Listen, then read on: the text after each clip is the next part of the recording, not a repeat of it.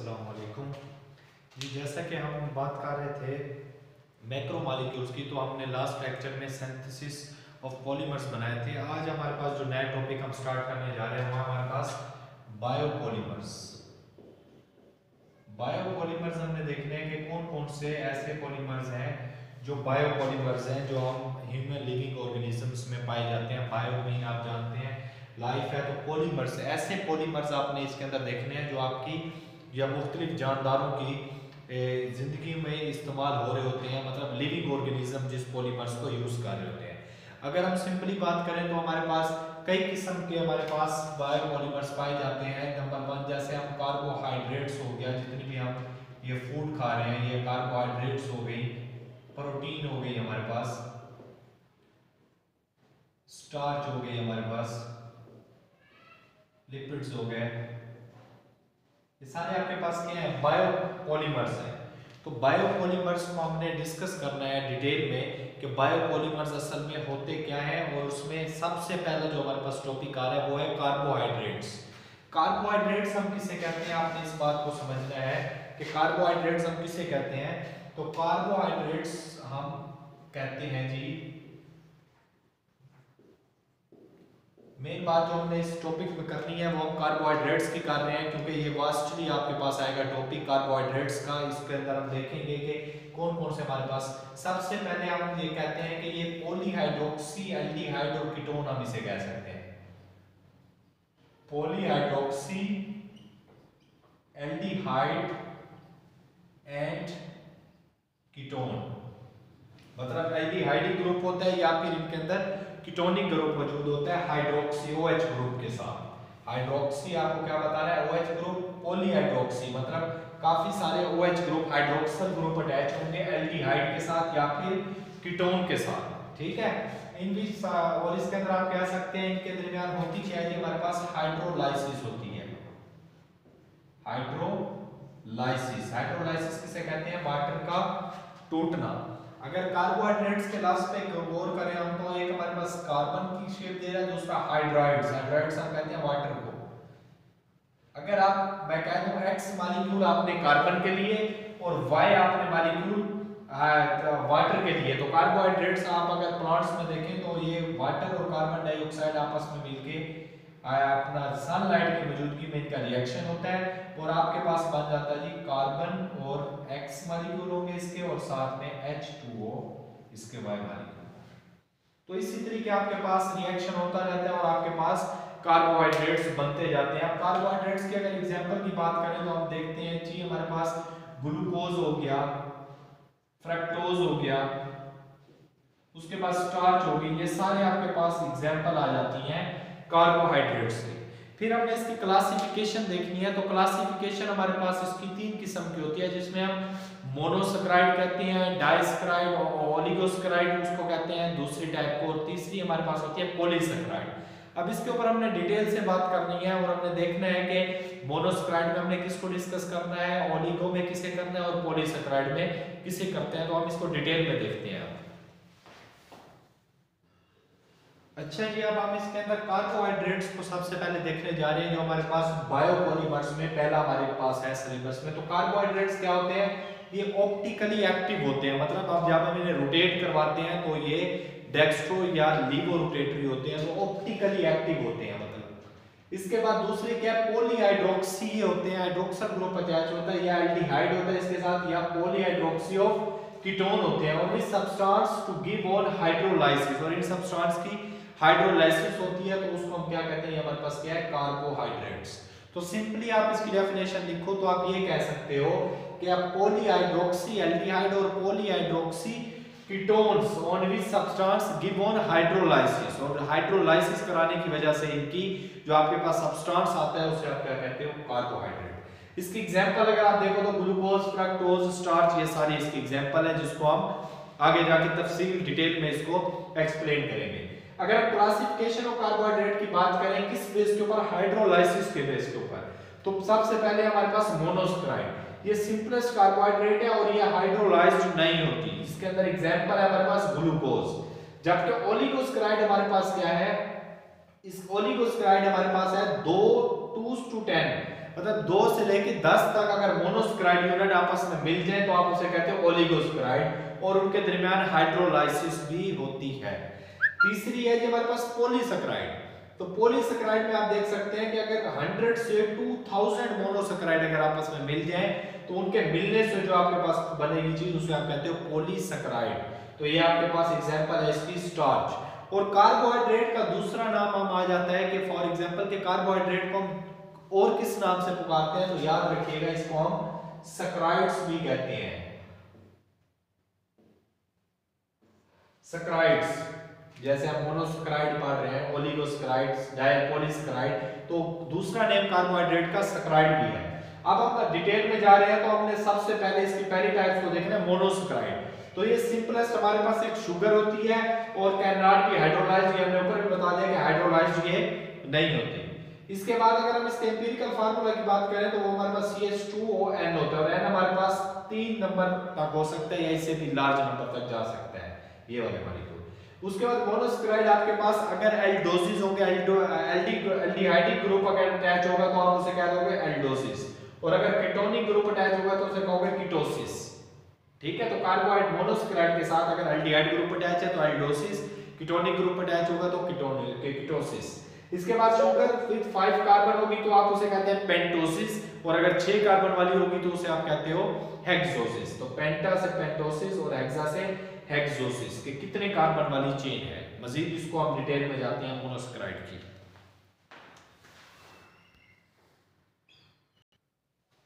जी अगर अब हम इसको डिटेल में देखें तो आपके पास stable in cyclic structure then open chain structure. अब ये बता रहे हैं आपको कि एक आपके पास ओपन चेन स्ट्रक्चर होता है और दूसरा साइक्लिक स्ट्रक्चर होता है। तो स्टेबल कौन सा होता है, याद रखिएगा साइक्लिक स्ट्रक्चर आपके पास हमेशा स्टेबल होता है ओपन चेन की निस्बत। अब यहाँ पे हम बात करने जा रहे हैं glucose and fructose are common example of hexoses. Hexoses क्यों कह रहे हैं हम इसको, क्योंकि मैंने आपको बताया हेक्सोसिस किसे कहते हैं, जिसके अंदर 6 कार्बन पाए जाए। तो इन दोनों का आपके पास केमिकल फार्मूला सेम होता है C6H12O6। अब आप ग्लूकोज के ऊपर डिटेल से बात करने जा रहे हैं, उससे पहले आपको ये 3 पॉइंट मैंने समझाने हैं, इसको समझिए। पहले हमारे पास ये ग्लूकोज का मैंने एक स्ट्रक्चर बनाया आपके पास, जिसके आपके पास एल्डिहाइड ग्रुप अटैच है। देखिए C डबल बॉन्ड O, इस साइड पे H है और इस साइड पे कार्बोनिल ग्रुप चल रहे हैं, कार्बन है। तो ये आपके पास क्या होता है, एल्डिहाइडिक ग्रुप होता है। तो एल्डिहाइडिक ग्रुप एंड वाला कार्बन है आपके पास CH2OH। अब आप देखें ग्लूकोज का फार्मूला जब आपने लिखना है तो नीचे आपके पास आ गया CH2OH। अब ऊपर आपने जो सेकंड लास्ट कार्बन है ना, ये आपको एक चीज बताएगा, इस चीज को समझना। इसमें आपने ये देखना है कि OH ग्रुप और H ग्रुप कहां पे है। अब इस बात को समझो, अगर तो OH group right hand side पे है सेकंड लास्ट कार्बन का, सेकंड लास्ट कार्बन कौन सा है जी आपके पास, ये वाला कार्बन नंबर 1 2 3 4 5 6, तो ये आपके पास सेकंड लास्ट हुआ। तो सेकंड लास्ट जो आपके पास कार्बन है इसका OH ग्रुप अगर राइट साइड पे है तो आप इसे क्या कहोगे, डी ग्लूकोज कहोगे, डी ग्लूकोज। अगर ये होता OH ग्रुप लेफ्ट साइड पे तो आप इसे कहते हैं एल ग्लूकोज। लेकिन यहां पे हमने किसकी बात करनी है, ये राइट साइड पे है तो डी ग्लूकोज हमारे पास हो गया। तो आपने ये याद रखना है कि डी का लफ्ज कहां से आया है, आपने सेकंड लास्ट कार्बन पे देखना है। अगर उसका OH ग्रुप आपके पास राइट साइड पे है तो आप उसे कहोगे डी ग्लूकोज। अब इसका फार्मूला कैसे लिखते हैं, देखिए OH H फिर OH फिर H, फिर इसको रोटेट करवाएं, ये हो जाएगा OH H, फिर दोबारा रोटेट करवाएं तो ये हो जाएगा HOH। तो सिंपल आपने देखना है OH H फिर OH H, फिर उसके बाद आपने इसको रोटेट करवा देना है 2 के बाद, तो ये बन जाएगा H इस साइड पे और OH लेफ्ट साइड पे। फिर दोबारा रोटेट करवाएंगे OH इधर H इधर और ऊपर, तो आपके पास कार्बोनिल ग्रुप होगा। तो ये आपके पास कार्बन नंबर 1 होगा, कार्बन नंबर 2 3 4 5 और 6। अब दूसरी बात आपने समझनी है, आपको ये तो समझ आ गया कि डी ग्लूकोज आप किस वजह से कह रहे हैं, इस वजह से कह रहे हैं कि सेकंड लास्ट कार्बन अगर राइट साइड पे हो, तो ये बात मैंने नीचे लिख दी, DOH group is right side of second last carbon. तो ये आपके पास हो गया जी डी ग्लूकोज। अब दूसरी बात आपने ये समझनी है, ये अल्फा है या बीटा है, तो ये हमें कैसे पता चलेगा, तो बता रहे कि अल्फा तब आप कहेंगे कि OH group in right side on the carbon number 1। अब आपके पास ये वाला जो ग्रुप है ना, ये अपना हाइड्रोजन जो है इसको देता है, इस कार्बन को, ये वाला जो हाइड्रोजन है ना, ये देता है इस कार्बन को। जो सेकंड लास्ट आपके पास OH ग्रुप है, उसका हाइड्रोजन ग्रुप जो है वो चला जाता है इस कार्बन के पास। इस कार्बन के पास आने के बाद अगर ये इसके साथ मिलेगा, इस O के साथ आके ये बनेगा OH। अगर ये जाके अटैच होगा इसके OH ग्रुप, अगर इसकी राइट साइड पे मतलब इस साइड पे अगर अटैच होगा तो आप इसे कहोगे अल्फा डी ग्लूकोज, और अगर ये इसकी लेफ्ट साइड पे होगा तो आप उसे कहोगे बीटा। अब देखें मैंने H ग्रुप दिया इस कार्बन को, और इस कार्बन ने इस H ग्रुप को लेके इसके साथ बॉन्ड बना दी OH। अब ये OH ग्रुप कहां पे लगा है? राइट साइड पे। तो अगर राइट साइड पे होगा तो आप इसको नाम क्या दोगे? अल्फा। उसके बाद इसका OH ग्रुप यहां पे था राइट हैंड साइड पे सेकंड लास्ट कार्बन पे, तो आप इसे कहोगे डी, और पूरा नाम हो जाएगा इसका ग्लूकोज। तो अल्फा आपके पास आपने क्यों लिखा? क्योंकि आपके पास जो ये H ग्रुप ऊपर गया, देखिए H ग्रुप अब यहां पे नहीं है, ये जो H ग्रुप ऊपर गया अगर ये राइट साइड पे लगा तो उसे कहोगे अल्फा डी ग्लूकोज। और अगर ये H ग्रुप लेफ्ट साइड पे जाके लगा, मतलब ये OH ग्रुप इस साइड पे हुआ, H इस साइड पे हुआ, तो आप ये देख रहे हो कि OH अब लेफ्ट साइड पे है, तो अब आप इसको नाम क्या दोगे? आप इसे नाम दोगे beta D glucose. Beta D glucose. तो आपको मैंने अब ये बता दिया कि आप डी ग्लूकोज क्यों कहते हैं, उसकी वजह आप देखते हैं सेकंड लास्ट कार्बन।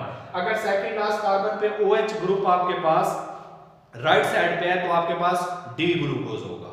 ठीक है, पहली बात क्लियर। दूसरी बात मैंने आपको ये समझाई कि आप ग्लूकोज को अल्फा ग्लूकोज कब कहोगे और बीटा कब कहोगे।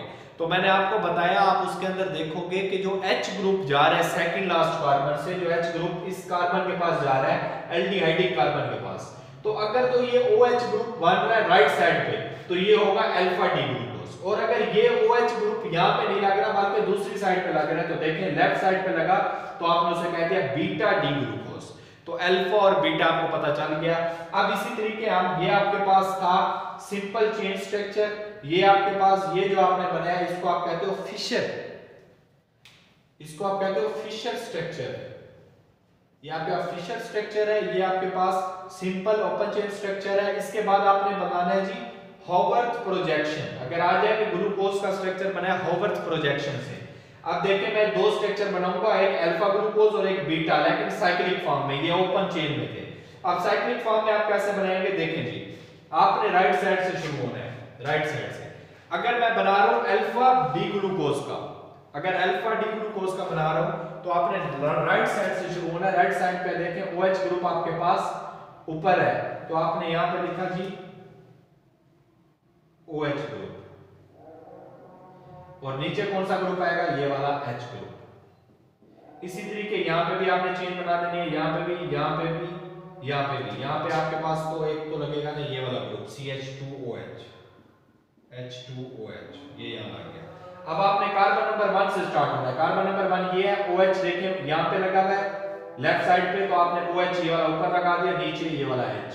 इसके बाद अगले पे आ जाए, H है राइट साइड पे और दूसरी साइड पे OH है, तो H अब ऊपर आएगा, OH नीचे आ जाएगा। इसी तरीके तीसरे पे है तो OH पहले है फिर H है, तो OH इधर आ जाएगा, फिर आपके पास H आएगा। अब आ जाए जी फोर्थ वन पे, तो आपके पास क्या आ रहा है जी, H पहले आ रहा है, उसके बाद आपके पास O आएगा, तो ये आपके पास H आ गया, ये आपके पास OH आ गया। आखिरी में आपके पास OH ऊपर लगा हुआ है तो नीचे आपके पास H आएगा। तो ये आपके पास स्ट्रक्चर जो बनेगा इसे आप कहोगे एल बीटा डी ग्लूकोज। इसी तरीके अगर मैं बात करूं इसकी अल्फा डी ग्लूकोज बनाने की, तो इसका भी सेम वैसे देखो, देखें H अब इस साइड पे है, OH ऊपर है। पहले तो आप इस कार्बन पे लगा लो ना, ये जो आपके पास लास्ट कार्बन है इसका लगा लो CH2OH, ये लास्ट कार्बन आपने लगा दिया ये वाला। अब आप इधर से लगाना शुरू करो जी, H पहले है फिर OH है, तो यहाँ पे आपने H पहले लगा दिया ऊपर, फिर OH नीचे। इसी तरीके दूसरे पे देखो जी, दूसरा जो आपके पास है ये HOH, तो HOH, फिर यहाँ पे क्या है OH और H। तीसरे पे देखो जी OH और H। इसके बाद फोर्थ वन पे देखो जी HOH, तो यहाँ पे आपने लगा दिया H और OH। तो इस कार्बन पे देखो तो H पहले आ गया और OH, तो यहाँ पे आपने लगा दिया। ये आपके पास जो स्ट्रक्चर बन जाएगा इसको आप कहोगे अल्फा डी ग्लूकोज। तो अब आपको मैंने हॉवर्थ प्रोजेक्शन के जरिए भी बता दिया कि आपने स्ट्रक्चर फार्मूला कैसे लिखना है इसका, इसको देखते हुए अल्फा और बीटा को देखते हुए, और ओपन चेन स्ट्रक्चर कैसे लिखना है। तो इसको आपने अच्छे तरीके से इसकी प्रैक्टिस करनी है, इंशाल्लाह ये आपको क्लियर हो जाएगा। इसको अच्छे तरीके देखेंगे, इसको साइक्लिक स्ट्रक्चर में हम कैसे लिखते हैं, और डी ग्लूकोज इसको कब कहते हैं, अल्फा कब कहेंगे, बीटा कब कहेंगे, इसके कॉन्सेप्ट अच्छे तरीके से क्लियर करें। तब तक के लिए अल्लाह हाफिज।